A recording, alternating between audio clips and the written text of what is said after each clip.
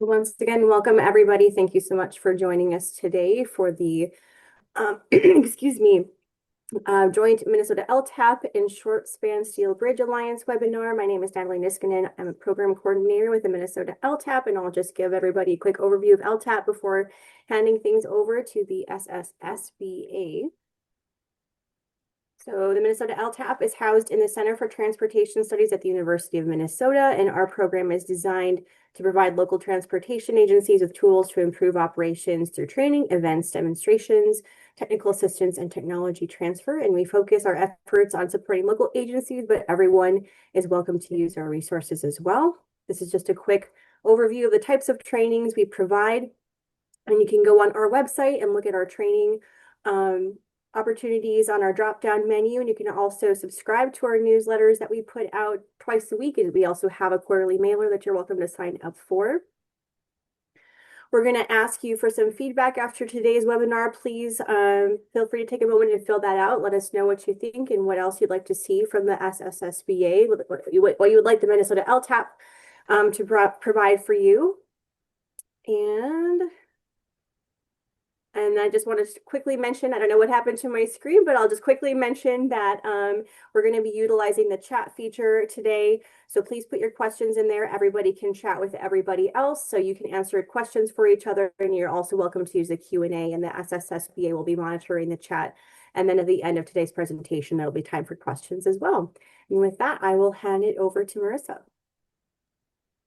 Thank you, Natalie. Hello, everyone. My name is Marissa Welch. I am currently the chair of the SSSBA, or the Short Span Steel Bridge Alliance. Also work for SSAB, a steel plate producer.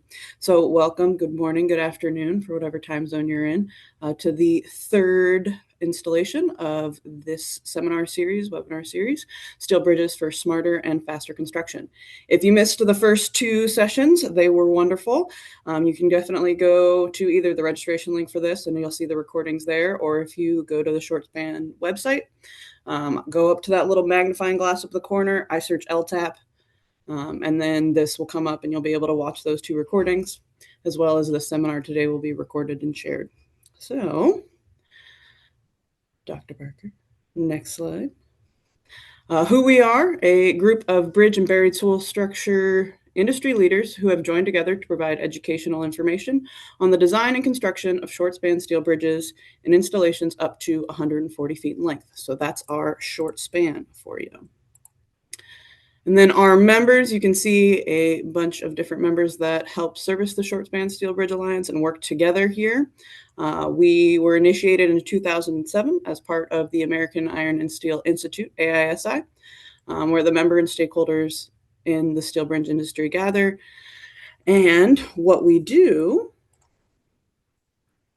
is any one of these many different things. So education, technical resources, education like today's webinar, case studies, simple design tools. So eSpan 140 and eBeam 140, you'll be able to hear a little bit more about those today. And then we answer questions, prefabricated bridge manufacturer. So industry contacts come through the Short Span Steel Bridge Alliance, and then innovative and ABC accelerated bridge construction design. For any of this, and to look see what we have done, please go check out the website. My favorite way to get to it is just Google SSSBA Bridge, and then you'll see the AISI link for that. You can definitely type in the link down there at the bottom of the screen. But it also has different things for searching, and then education, as well as you can contact us if you have any more information. So to the real star of the show, Dr. Michael Barker will be presenting here on economical design and accelerated prefabrication options for short span steel bridges. So take it away, Dr. Barker. All right. Thank you, Marissa. And Marissa's been our chairman for about a year, and she's doing a great job, and we thank her for introducing our subject today. Again, I'm Michael Barker. I'm actually a professor of civil and architectural engineering at the University of Wyoming, but I'm also the director of education for the Short Span Steel Bridge Alliance. And my topics are pretty simple today. This is a little lower key than we've had. I mean, Mike Kulmo did a great job with the integral abutments, and Brian Hartnagel did a great job with that that innovative, simple for dead, continuous for live. We're going to back up and just talk about our typical bridges today. And we're going to start off by talking about some design resources for short span steel bridges. As Marissa mentioned, we have something called E-span and E-beam 140 design software. And then we do want to talk about, if you have a bridge need, you can talk to one of the bridge manufacturers and just have them deliver you a bridge, a prefabricated bridge. We're going to look at a couple case studies for that. So our job as bridge engineers or owners or whatever, municipality engineers, is that we have an opening we got to cross. We need a bridge. We're going to start by talking about traditionally fabricated steel bridges, where it goes either design, bid build or design build, where for this example, we need an 80-foot simple span bridge that's 2 lanes wide to cross this creek. And that's kind of where we start when we talk about bridge design. And somebody comes up with, it's either the owner or the engineer or planning commissions or whatever, they say, all right, we need that 80-foot simple span bridge, and we're going to make a composite steel girder bridge because we need this hydraulic opening and this clearances and all that kind of stuff. And we need 2 travel lanes because it's kind of a rural road, but it's a busy road. We have an average daily traffic of 5,600 in one direction. And we like our roadway width to be 34 feet, so we have a couple shoulders, one on each side, and we like these jersey barriers at the end. And that's kind of the service part of this bridge. This is what the traveling public needs. This is what they see. And as the engineer, we got to decide what goes in under this. We need an initial design for the bridge superstructure, how we're going to hold up this service part of this bridge. And the Short Span Steel Bridge Alliance many years ago developed what's called E-span 140, which are standard designs for short span steel bridges. It does both W shapes and plate girder bridges up from spans from 20 feet up to 140 feet in 5-foot increments for 4 different girder spacings. But for each design it spits out, it'll give you the steel girders, the shear stud and stiffener layouts, the welding and fabrication details, even the bearings and concrete deck design. And I just have some pictures here to show you some typical details that it's going to put out when you ask it, what is a solution for this 80-foot span? And this is what E-span covers. You can see the green bars is what types of bridges on the left side it's going to give you solutions for the length of bridge you have. And we're looking at that 80-foot, so it's going to give us a rolled beam bridge, and it's going to give us a plate girder bridge. It's also going to give us recommendations from our bridge manufacturers for a press brake tub girder bridge or a buried steel bridge. And I'm going to talk about those a little bit later, but we're going to look up at those first 2, our typical girder type bridge. And when we go into that, it's really simple. On the left, we put in how long it is. On the right, we put in how many traffic lanes there are. What roadway width do we want? What's that parapet width? And what kind of deck overhangs do we like? And that's kind of it. Because then it's going to apply all the AASHTO codes. Now, it's not AASHTO 10 yet. It's AASHTO 9th edition. But it's going to look at all the different combinations, and it's going to try to minimize the girdered lines and that kind of thing. So here's what it gives us for the rolled beam section. It says, hey, how about if we look at 4 girders at 10-foot 6-inch spacings, 20-foot diaphragm spacings, and if we do that, a W36 by 210 is the rolled beam that should work. Now, this is preliminary design, and it gives us a good starting point, but this should work. If we move on to the plate girder, this is a plate girder design. It also says 4 girders at 10-foot 6-inch. That fits the spacing well. Also 20-foot diaphragm spacings. But now we're going to decrease the amount of steel or optimize that section as a composite bridge, which means the top flange smaller and the bottom flange. And then we're going to have a larger bottom flange out in the middle where our moments are highest. And we're going to transition that to a smaller flange at the ends. And our top flange comes out to be 16 by 1. And bottom flange, it starts with that, but then it goes out to a 16 by 1.5 for 48 feet, and then it goes back. And this is going to save steel material compared to that rolled shape. But of course, there's also the fabrication part of this. And so we want to consider both, and it gives us both solutions, and now we can move forward. And that's what eSpan does. eSpan 140 gives us a preliminary design that says, this is close to what should work. And what it told us was 4 girders at 10'6", and it's got the deck up there, and there's our elevation of our girder. And now we can go into a final design type process. That's been around for, I don't know, 15 years now or something like that, 14 years. And it's being used all over the place in counties and states, and municipal engineers really appreciate the ability to be able to get that trial design in just a couple minutes so that they can lay it to other types of materials and then look at what is their best value. But the Alliance back in 2025 released something new. And you can tell I switched from green border to blue border because this is brand new, and we think this is really important for our small consulting firms, our county engineers, our state engineers, whoever is looking at designing a simple span steel bridge. So this is an Excel program that will design non-composite and composite simple span rolled section steel bridges. And there's a disclaimer here, but what I do is I encourage you to go to the website there, or just the regular website, and then go there to look at this to see if you think this can be helpful. And I'm going to pretend like we're doing a demonstration here. I'm going to look at a non-composite bridge, 52-foot long, 2 12-foot lanes.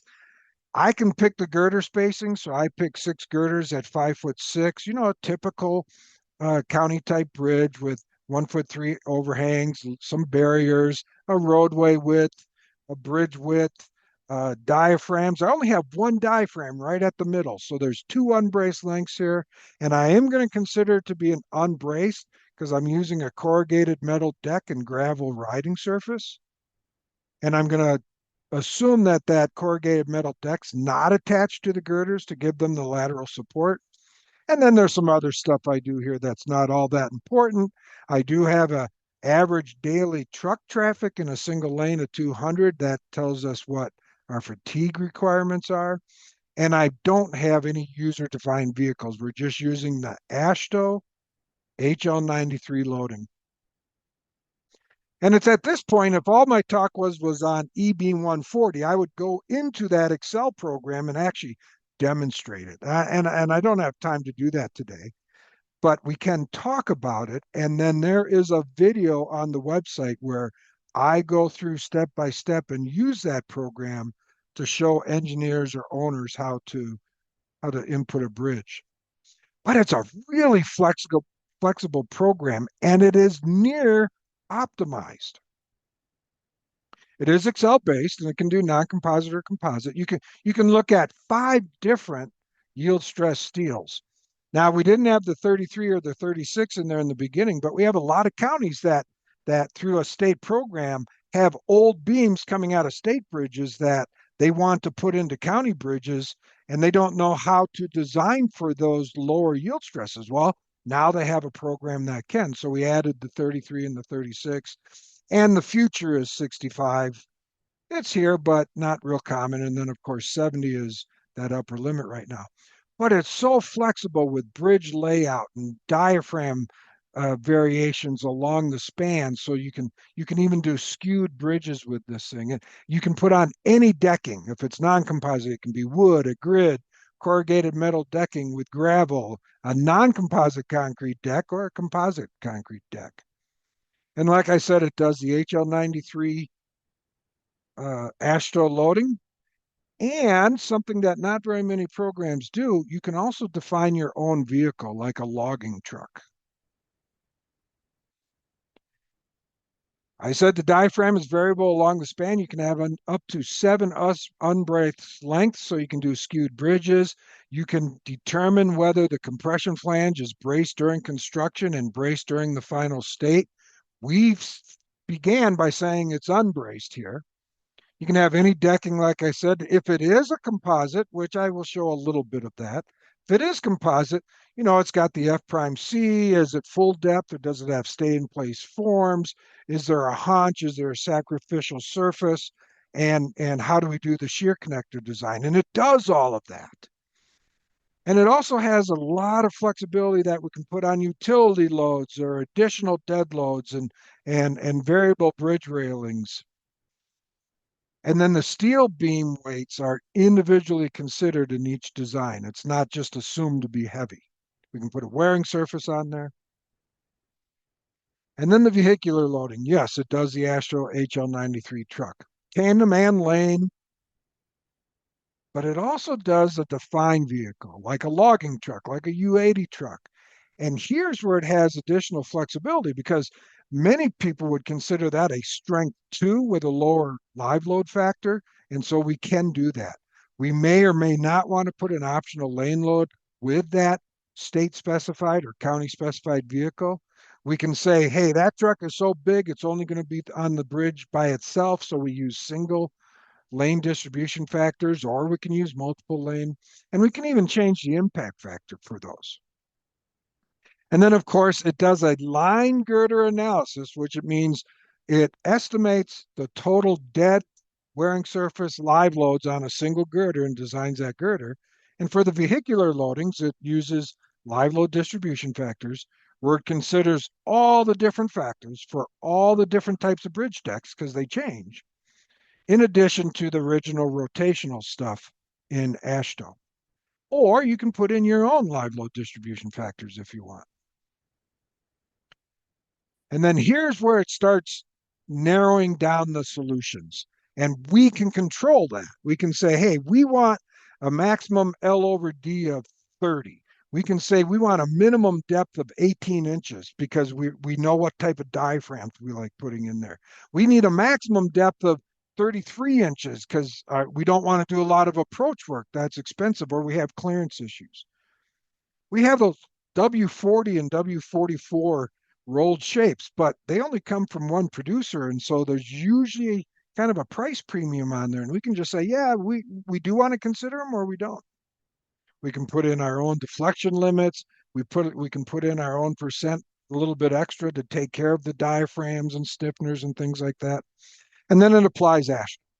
Now, AASHTO for the non-composite part has a couple different ways you can do that. There's the conservative approach, limiting stresses, or there's the more accurate optimum approach in Appendix A6, and the user can choose which one they want to use. And that's been changed in AASHTO 10. This product is AASHTO 10, the new LRFD bridge design specifications.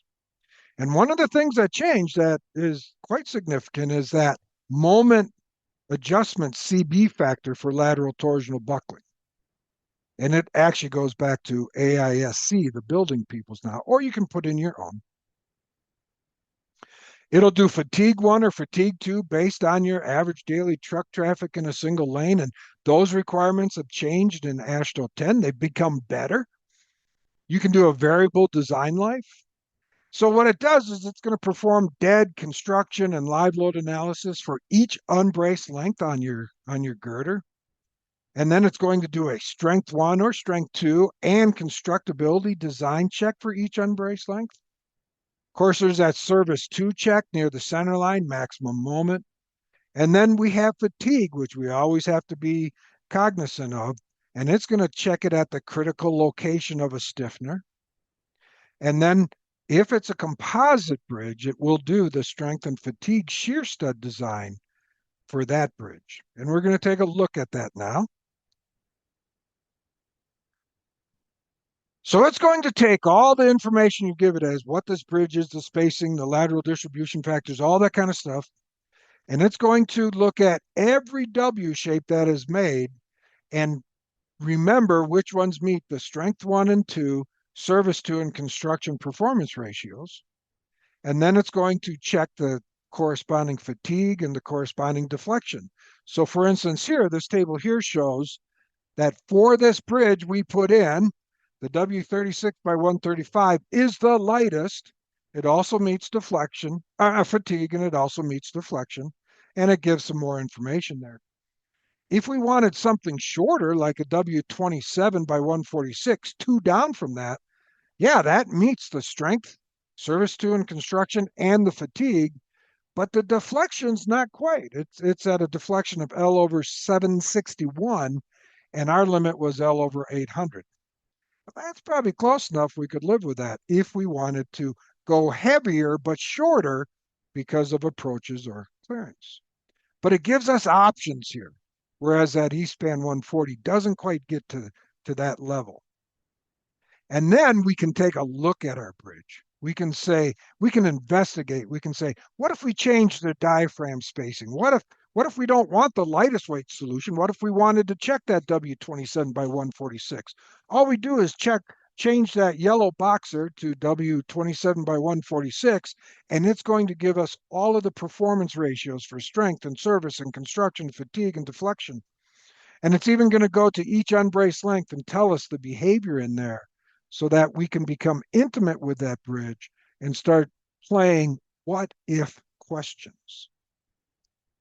And then, of course, there's a big design summary page where it gives us our nominal moments, but also all of the performance ratios or all of the design checks for our limit states, including strength and construction. And it also, right there at the bottom, gives us our abutment reactions, how much dead, wearing surface, and then how much live load abutment reactions and what are their eccentricities, because we have to design for that eccentricity in our abutment design. Okay, so that was the main demonstration. Not now I want to talk about that what if question. For instance, I only had one diaphragm right at the middle, and this is an unbraced. So I know lateral torsional buckling is probably the controlling design strength. What if I put in another bracing? Okay, let's look at that. And then we assume this is unbraced. What if our bridge manufacturer or our contractor attaches that corrugated metal deck so that now that flange is braced? What's that going to do? And of course, we did not put a user-defined vehicle on this.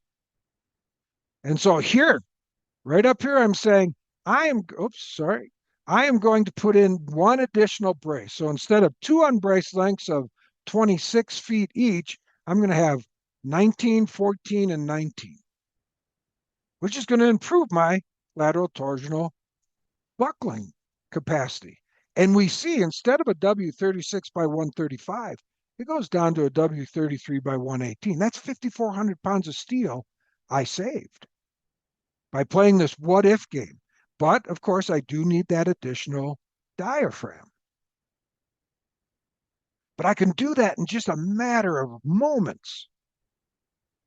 Or what if my contractor does attach with puddle welds or whatever that corrugated metal deck to the top flange of my steel beam so that that top flange is braced, or my L sub B is 0. I get down to a W30 by 116. That's 6,000 pounds of steel saved without even having to add another diaphragm. And so we can do all sorts of these what if games to try to come up with an economical, practical design. So this was a 52-foot simple span, corrugated metal deck with gravel as a riding surface, 6 girders at 5.5 feet. If I have a logging truck, now I didn't show a picture of the truck, but those logging trucks are big and heavy. They have 5 axles and they weigh 160,000 pounds. And I can just put that into this program and it's going to, and I tell it what live load factor, like here at the bottom, the bottom 2 lines here, I'm going to treat it like a strength 2 limit state, which means my live load factor is not 1.75, it's 1.35. No lane load. I'm going to use single lane distribution factors because on this rural type bridge, if that logging truck's going over, there's not going to be anybody else on that bridge. And I looked at unbraced and braced. The top one's unbraced, and I come up with a W36 by 150. Yeah, 15 pounds more per foot because that truck is big and heavy. Or if it's braced, 33 by 130, just a little bit more. Or actually less than the unbraced, but a little bit more than the braced. But what's cool here is this can be done with just a couple changes in cells in an Excel file. Okay, let's look at another short demonstration. Because I said this does composite and non-composite, so this is a composite bridge. I made it a little bit longer, 62-foot length. It's about the same, two 12-foot lengths, but since it's composite, I want a little wider girder spacing, so I'm going to look at 4 girders at 9-foot spacing. If I wanted to try some other spacing, it's easy. I just change it and rerun it.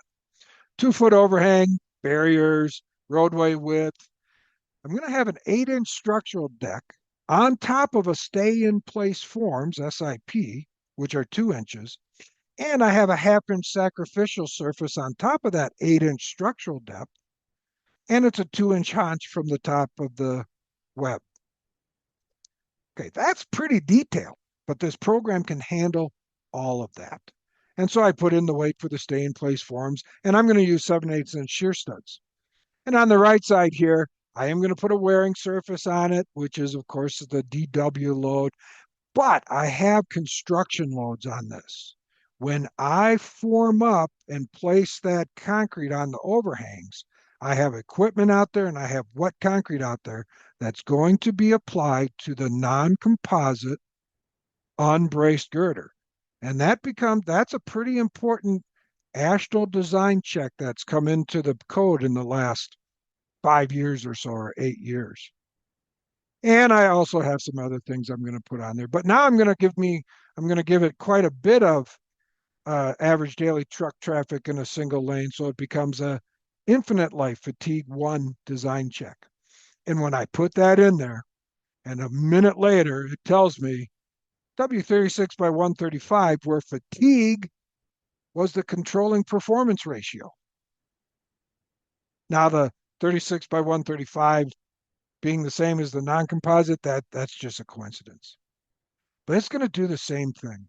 It's going to give me the top ones from lightest to heavier that meet the strength, service to, and construction, check whether it meets fatigue, and then check whether it meets deflection. And I can do the same rationale here. I can say, okay, my lightest is a 36-inch beam.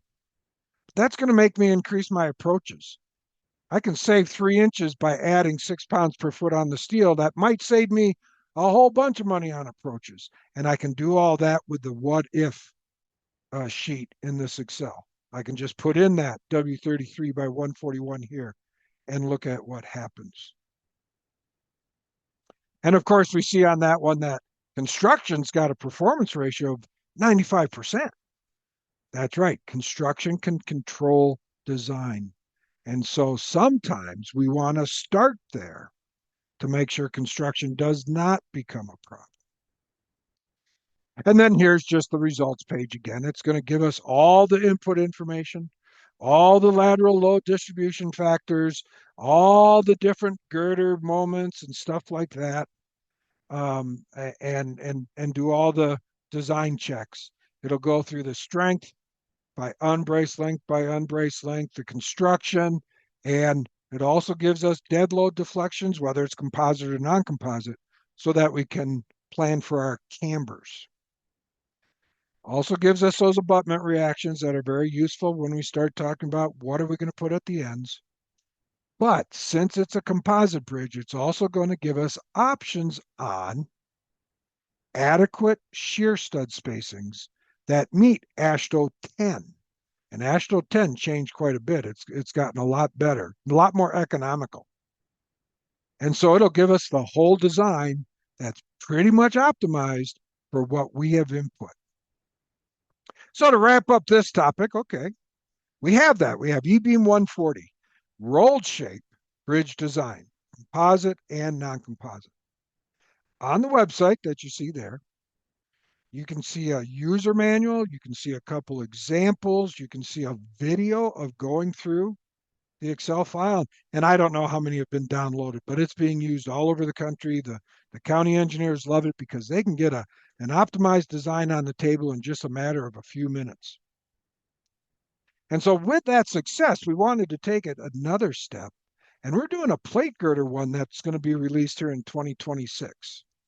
Because what we're looking at is at the 70-foot, 80-foot, 90-foot ranges, that our efficient fabricators can many times make plate girders, even though there's the fabrication costs, for less money than the heavier W shapes that have to be put in there because they're doubly symmetric. And so we developed this. It is developed, it just hasn't been reviewed yet. Very similar. Only now, of course, if you've got a plate girder bridge, there's an infinite number of possible solutions. And so to narrow that down, what the user does is they start at the top right here and they say, hey, I want a target span over depth ratio of 25. And then the program's going to go that -2 inches, use that +2, +4, +6. So 5 different web depths. And then it goes through a whole bunch of different flanges for the top and flanges for the bottom, to where it's going to look at 5,100 possible design combinations. And then it's going to create this bottom right table. There's also the shorter one like we saw with the E-beam, but here's one where from lightest down to heavier ones that all make the design requirements according to AASHTO 10. But with those infinite number of possible solutions, now we have to be engineers and we have to say, okay, I'm going to come in here. And in the yellow, I say, I want to try a 13 by 3/4 inch top flange, a 38 by a 1/2 inch web, a 17 by 3/4 inch bottom flange. And it's going to give us that solution and the performance ratios and what happens within the unbraced lengths. It's going to check all the AASHTO requirements. And then, oops, I lost a page here. And then it's going to give you a solutions page, just like it did for the rolled shapes, where it says, hey, this is what you selected. Here are the results. You verify this. You sign the drawings. You have just designed a well, this one's a composite plate girder bridge in a matter of just a couple minutes. So look for that in 2026. It is developed. It's under review and doing a few upgrades to it.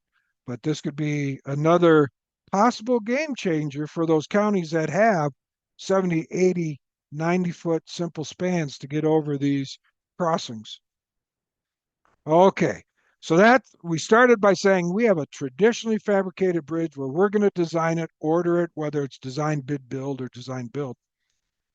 What can our manufacturing companies do? I still need a bridge, like it says here at the top, but there are companies out there, alliance members, and you can go to the website and find out who all of these members are, that will take your requirements, design, sign, and deliver that bridge to you, to where either your county can put it in, your county forces can put it in, or a contractor can put it in. And of course, we deal with trusses and modular rolled shapes and even some accelerated bridge construction abutments, like down there at the bottom middle, or maybe that buried steel bridge up at the top right. And I'm going to look at the modular beam bridges. Now, my little box here in the green says, yeah, there are other types of prefabricated bridges that include buried steel bridges culverts, buried steel bridges arches. I talked about those a year ago at a Minnesota LTAP webinar online. Trusses and press brake tub girders. So I'm kind of leaving that for going backwards if you're interested in those, because the most common prefabricated bridge that our companies put out there are modular beam bridges, where they put a couple of girders together and already have the diaphragms and maybe even have the deck attached to it that we can just lift into place, connect together, and you have a bridge. and they're economical. They go together well because this is what they do. The shop quality is high because of economies of scale. They're building these things all the time, and they're shipped as modules, and they're lifted in place, and you can have all different kinds of riding surfaces. And I'm going to look at two of them, two that I think are interesting. The first one, one reason I think this is interesting is that a county crew built this bridge in just a day. Now, it took a little longer to get the new abutments in place and stuff like that. But when the bridge came, it took them a day to put it into place. So the fabricator was Big R, which recently got bought out by Contech Engineered Solutions. The contractor, Whitman County, Washington, used their county crew, the same people that mow and drive snow plows and work on everything else, build their bridges. And the design engineer was actually their county engineer, Mark Story. And so I've got a picture there of the old bridge, right? The old bridge is a wood bridge. Yeah, it's deteriorating, it's old. And when we put in a new bridge, first thing we say is, can we use the old abutments? No, those are wood. They need to be replaced. And of course, we're probably going to want to increase the hydraulic opening by making it longer and maybe even raising the bottom of it to get flood clearance. And that's what they did with this. Now, the way Washington, Whitman County does it is they drive piles and just put a cap on top for their abutment and then a back wall. But they ordered this bridge and it came on one truck, as you can see on the top right. And then you can use pretty light equipment. There's this county owned equipment to lift those off and put them in place, as you can see towards the middle bottom. So the new bridge was 35-foot span. I forget what the old one was, 28-foot wide, so a little wider. 2 girder modules. There were 3 modules that came on this truck. They were fully assembled, and even with a corrugated steel deck on there and simple connections, they put them into place. They take them off the truck. They put them into place. They connect them together with just bolts. They put a back wall there because of their simple abutment. And they push gravel on there and they have a road in one day. Now, when they built this one, I'm not talking much about costs, but here's one. It took them 4 weeks from beginning to end. One day to put the bridge in, but of course, getting it ready took a little longer and waiting for the delivery. But they bid it both steel and concrete. Steel came in at $59,000. The concrete came in at $82,000. They let and then the other cost would be about the same for the 2 bridges, and they let the market decide that they're going to build a steel bridge here. Here's the other one, and again, another modular beam, but this one's a contractor built one, right? The owner said, hey, design it. Asked, again, this is a Big R contact one, design it, sign it, deliver it to us, and I'm going to have a contractor put in the foundations and build the bridge. And the contractor was Quality Excavation, and the design engineer was Pacific Forest Resources. But that bottom right picture, we see those all over. Now, this is in National Forest type area, and we see those all over. And of course, that's not good. I'm a big fisherman, and I hate seeing something like that because that's a barrier to fish movement, and it restricts the stream, and it's got all sorts of environmental issues. And so we see a lot of these being replaced by span type bridges. And again, we want to increase the hydraulic opening. We're going to have, for this case, they said they needed a 55 or 60-foot span to do that. But this is out in the middle of nowhere, floodplain, that kind of thing. And they had some poor soils. And this is out in the middle of nowhere. And so large equipment would be really difficult. And because it's a forest, they needed special logging vehicle. So I said there were poor soils. It was just on the right end. And that's the reason, that's one reason I'm showing this example is they used a steel bin abutment, which I thought was pretty neat. And since that was there as the abutment, they could go down to a 50-foot span because of the vertical profile on one end.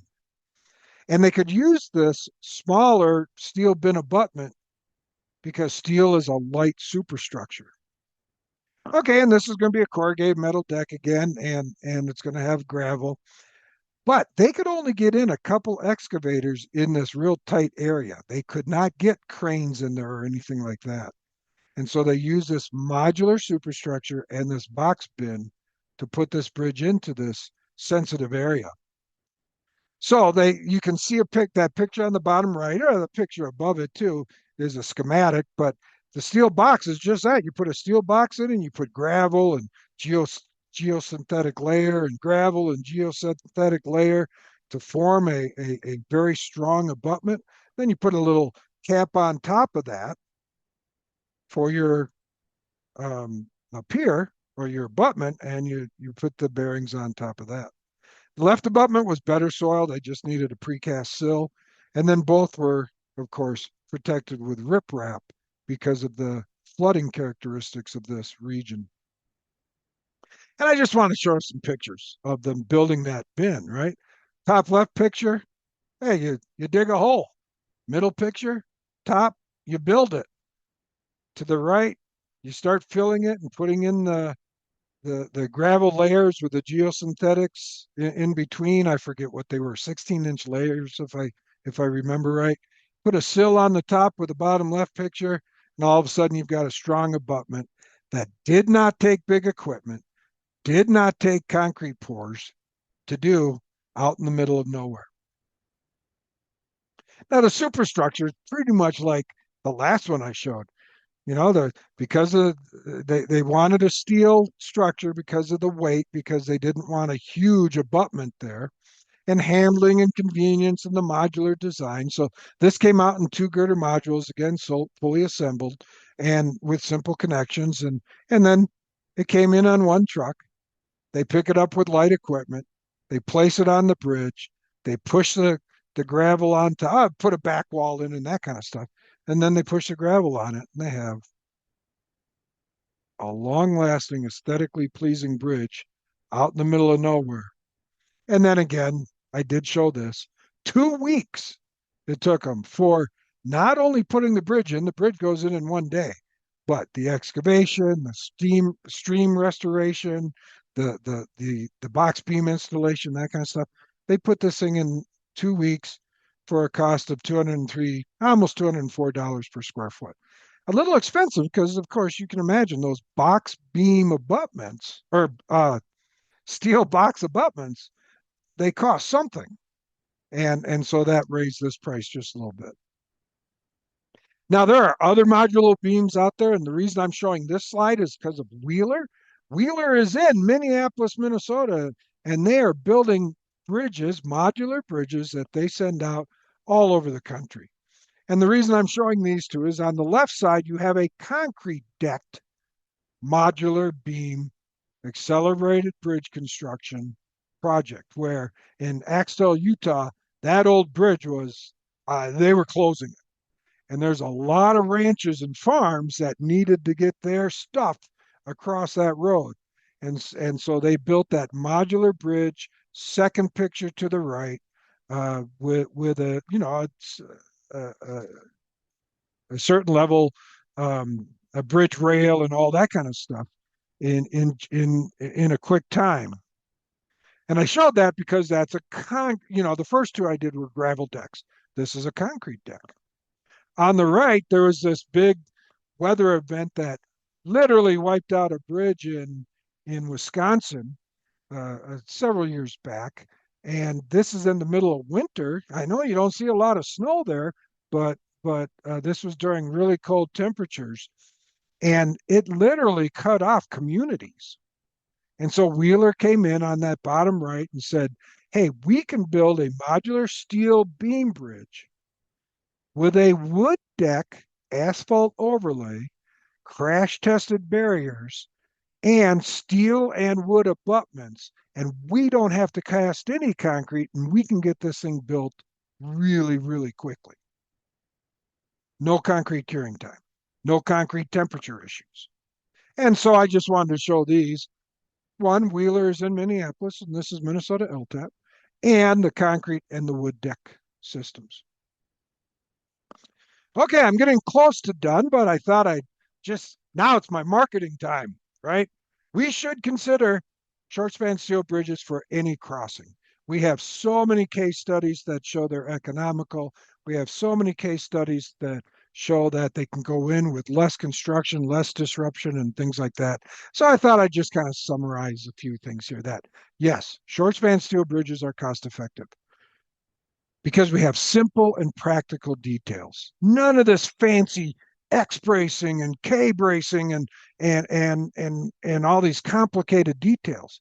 Simple span bridges are simple, so we have simple and practical details, which can be put in with lighter equipment and require smaller abutments because of its weight. Speed of construction, if you want to put a bridge in a day, you can do it. No problem. You can do accelerated bridge construction. You can do modular construction. You can even have traditionally fabricated bridges modularized in the fabrication shop so you can do the modular construction. Longevity. We didn't talk much about this, but the new goal for a bridge is more than 100 years. Yes, it used to be 50. Currently, or just in the recent past, it was 75. Now we want to go to 100. There are thousands of 100-year-old plus bridges, steel bridges out there that are still functioning well because of durable materials, corrosion protection systems, and with our new design, practical design things where we try to get rid of joints so we don't get leaking to the steel. And we have integral abutments like we saw a couple lectures ago here. We can get these bridges to go past 100 years, no problem. And the last thing, resilient and sustainable. We know that's important in today's world, that we want, as a goal, the intersection here. We want a resilient and a sustainable steel bridge that lasts 100 plus years. And we've got it. On the left side, I kind of put what I think of resiliency, that we can inspect it. And if there is something that goes wrong, we can repair it. It's a highly redundant system for moment or force redistributions. It's flexible in the design. It's adaptable. Its resistance to hazards is very strong, whether it's earthquakes or floods or hurricanes or whatever. And if we do find a problem, we can restore it fast. That's the resilient side in my mind. Sustainable is a little bit different in my mind, although sustainability, I believe, has become part of resiliency, where we're talking about recyclability. And yes, steel is North America's #1 recycled material. We want to reduce material consumption. Yes, because of its strength and lightweight, we can optimize those to minimize the amount of material we need to put out there. Energy efficient construction. Well, we talked a little bit about construction itself, but that recycled steel conserves energy. And steel energy's use has been reduced by a third since about 1990. Yeah, it takes energy to do it, but they're getting better and better with new and innovative melting systems, and I could name them, but that's all I need to say. And then greenhouse gas emissions, the equivalent carbon that's being produced in the manufacturing and building and that kind of steel, and that's been reduced 45% since 1975 for steel production. And we have, if you want to go to our website, we do have some case studies looking at some steel bridges and some concrete bridges and actually going through the equivalent carbon and the energy use and that kind of thing. And so this is my final slide. I encourage you to subscribe to Dan Snyder. Dan Snyder is on the line. He's been hopefully answering questions in chat and the Q&A. He is the director of the Alliance from the American Iron and Steel Institute, and he's a vice president for construction there. And he sends out a newsletter every Friday at 9:15 Eastern time. And it usually has about 3 items of just general interest or specific interest. And if you read the headlines, if you're interested, you click. If not, you delete it. At least that's what I do. You can find one of our suppliers, whether it's traditional fabricators that you have questions for, or some of our bridge manufacturers that can design and deliver you a bridge. On there, you can get to that E-span or the E-beam, and in 2026, it's going to be the next one for plate girders, which right now we're just calling it E-plate 140. And you can get assistance. And if you're in a region that you think, you know, a 4 hour, a 6 hour, 8 hour webinar that talks about all sorts of different topics on steel bridges, you contact us, and it doesn't cost you anything to bring us out there. We ask you to find a room to host and that kind of thing, and we give webinars. We usually give quite a few of those each year also. And with that, Dan Snyder, are there any questions that we need to deal with? Yeah, thank you, Dr. Barker, for that lecture.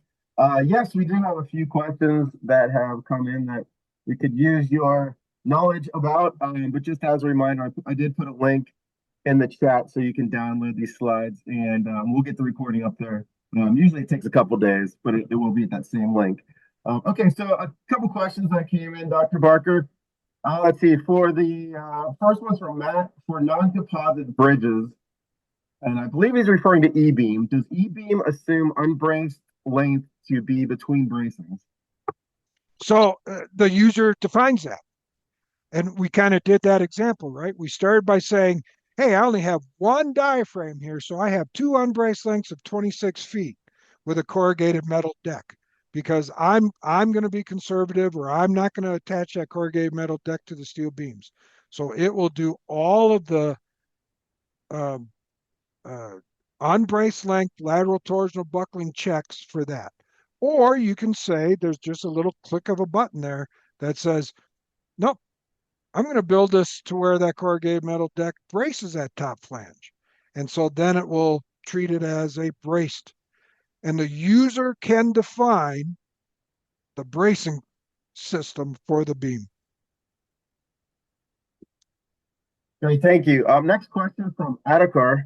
What minimum thickness should be maintained for the plate girder web or flange, irrespective of design demand?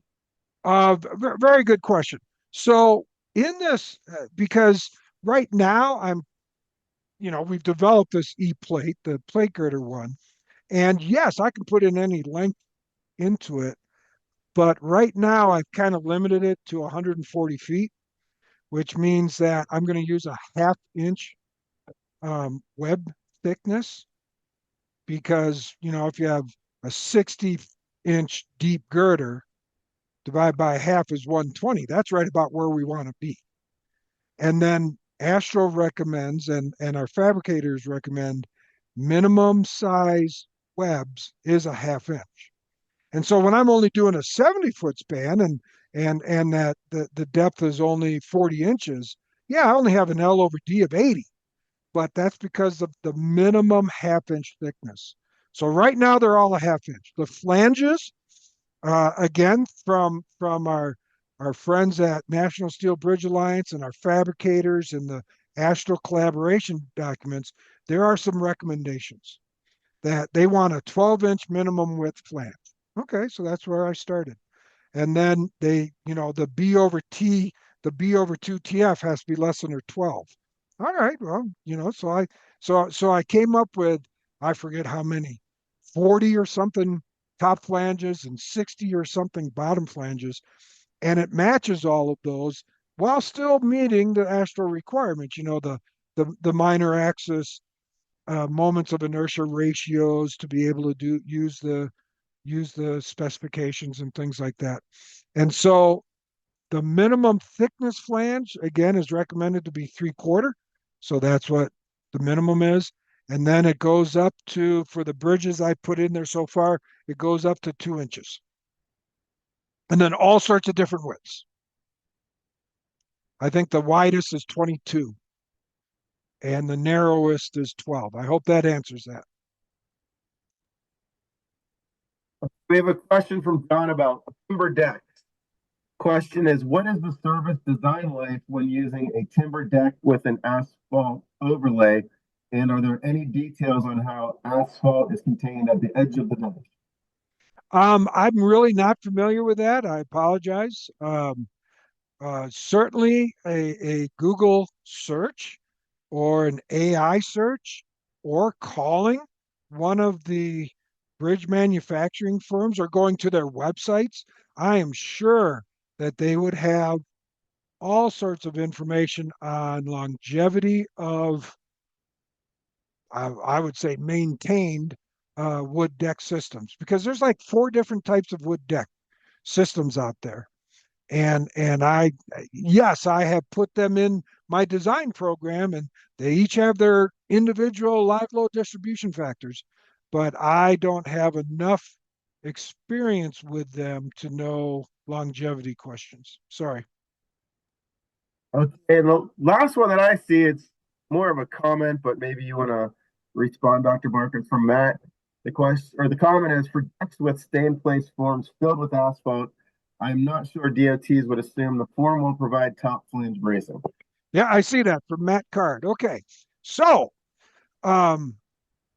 if the state DOT says we will never assume a stay-in-place form filled with asphalt, will laterally support that. And right, you have stay-in-place forms which are thin and not as stiff, and you have corrugated metal decking, which is usually thicker and much stiffer. And so somebody has to make that decision. If the DOT makes that decision, okay, then it's an unbraced bridge. But if I was a county engineer and I had stay in place, I'm sorry, a corrugated metal deck, and I attached it to the steel beams with puddle welds, I might say that's a laterally supported bridge.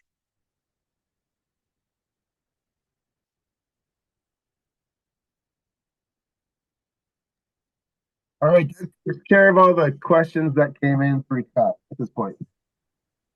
Oh no, here's a good question from a guy named Jay Puckett, who I used to work with and is a good friend of mine, and I fished with many times. For live load distribution factors, the rigid method can control the exterior girder. Yes. Can you turn this off? No, I can't right now. For these bridges, realistically, it is likely not appropriate. I will, Jay, I will talk to you on why you think that might not be appropriate for these bridges. Because I don't recall Astro saying only a certain type of bridge should apply the rigid rotation analysis. Here's another good question. Can we use E-span 140 for load ratings? No. No, load ratings, you're going to need moments, shears, and that type of thing, and it does not give you that. However, you could probably back use E-beam 140 for load rating, because it does report out moments and shears and that type of thing. Oh, Dan, you already answered that one. Sorry. All right.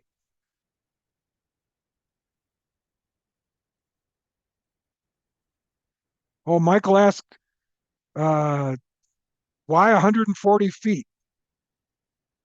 Yeah, we just kind of sat in a room and said, let's go to 140 feet. And there's some justification there.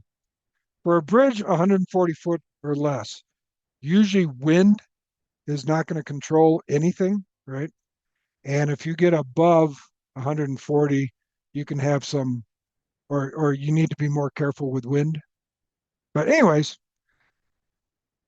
all right, everybody, thank you for joining us. If you made it to all 3, that's great. If you just made it today, we're glad you made it today. Again, my name's Michael Barker. I'm part of the Short Span Steel Bridge Lines. I'm at the University of Wyoming. I encourage you to visit that website. There is so much information on there that may be helpful to you. And then if you have any questions, contact us. Natalie, we want to thank Minnesota LTAP for kind of hosting our 3 here, and we'll see what comes up in the future. Fantastic. Thanks for joining us, Dr. Barker. Thanks for joining us, everybody. Like I said in the comments in the chat, I will be sending out an email to everybody with a PDH form and links to the slide and the way recording once that is available. So keep an eye on your inbox for that. Enjoy the rest of your day and thank you so much. Bye-bye. Bye.